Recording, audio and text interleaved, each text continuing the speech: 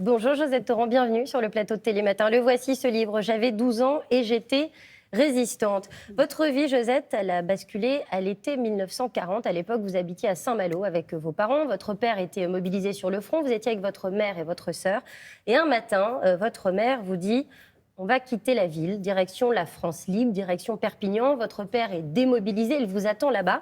Et elle va avoir cette phrase pour vous. Vous avez 10 ans à l'époque. Elle vous dit: Josette, prépare tes affaires, mais attention, pas de valise. Est-ce que vous vous souvenez de ce jour, Josette, où vous avez dû tout quitter, tout laisser derrière vous, y compris votre chien d'ailleurs? Oui, bien sûr. Bien sûr, ça a été...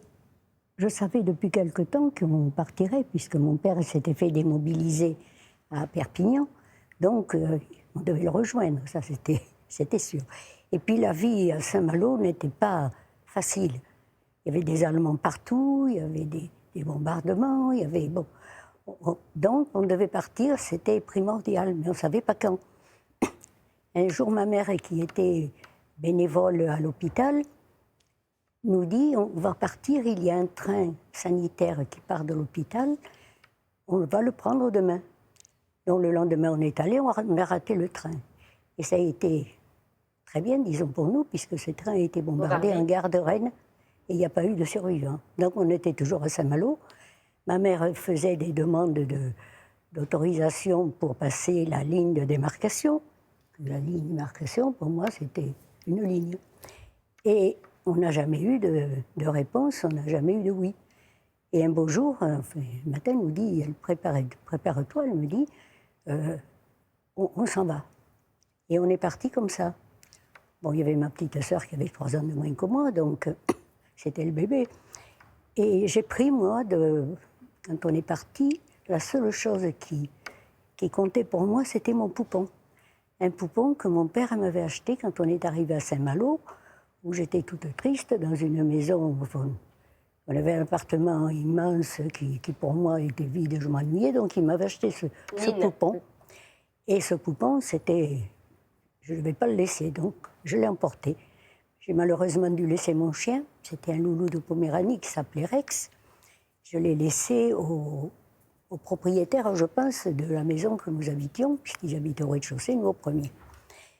Donc nous sommes partis. Ma mère, dans un sac, elle avait mis des vêtements à nous, dans un sac de jute, hein, comme vous disiez avant, les sacs de pommes de terre. Et elle avait une petite valise, et ma sœur dans les bras, et moi le poupon.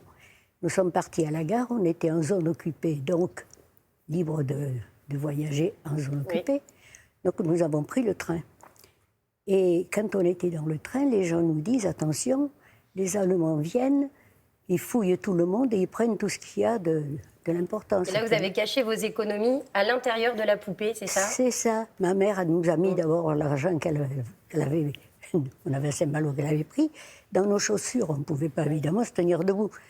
Alors je lui ai dit à ma mère: attends, j'ai une idée. On va les cacher dans la poupée. Et je l'ai pris, je les ai cachés dans le poupon. C'est la graine de résistante déjà à l'époque, vous pensez, sûrement, qui était parce que j'avais une telle haine contre ces Allemands qui dans Saint-Malo, grouillaient, et puis nous arrivait de tout avec eux, que faire quelque chose contre eux, n'importe quoi, c'était des actes de résistance. Cacher l'argent, c'était, j'ai fait contre eux, ils ne l'ont pas trouvé. Alors ensuite, vous arrivez à Perpignan, là c'est un petit peu compliqué, les autres enfants se moquent un peu de votre accent pointu.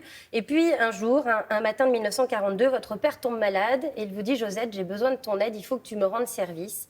Et là, en fait, il vous demande de passer un message, parce qu'en fait, il vous explique qu'il est résistant. Est-ce que vous vous souvenez de ce jour-là? Est-ce que vous aviez peur, vous, petite fille de 12 ans seulement? C'était vos premiers pas dans la résistance? Non. Il m'a expliqué ce qu'était la résistance. Je n'avais jamais entendu parler de ça ni de quoi que ce soit. Il m'a expliqué que c'était secret, qu'il fallait surtout n'en parler à personne, ni à ma mère, ni à ma sœur, ni à ma meilleure amie, à personne. Il m'avait dit: toi et moi, c'est tout. Donc il avait un document important à transmettre, à transmettre. Et il m'a demandé de le faire à sa place. Moi, j'étais contente parce que je faisais quelque chose contre les Boches qui m'avaient fait suivre à Saint-Malo. Et je suis partie faire ce qu'il m'a dit. Bon, je ne peux pas dire que je suis partie joyeuse et tout. Je suis partie quand même avec pas la peur qu'il m'arrive quelque chose, mais la peur de ne pas arriver à accomplir votre à mission. faire ce qu'il m'avait dit. Et finalement, ces missions, vous allez les accomplir pendant 2 ans. Et puis, il va y avoir une date fatidique qui va être la date du 2 mars 1944. Ce jour-là, eh bien, votre père se fait arrêter. Mon père a été arrêté, oui. Déporté en Allemagne et vous ne le reverrez plus jamais. Vous allez pendant 50 ans taire votre histoire. Et puis un jour, vous allez décider d'en parler. Aujourd'hui, cette histoire de la résistance, votre histoire à vous et celle de votre père, vous la racontez à des élèves. Pourquoi ce choix ?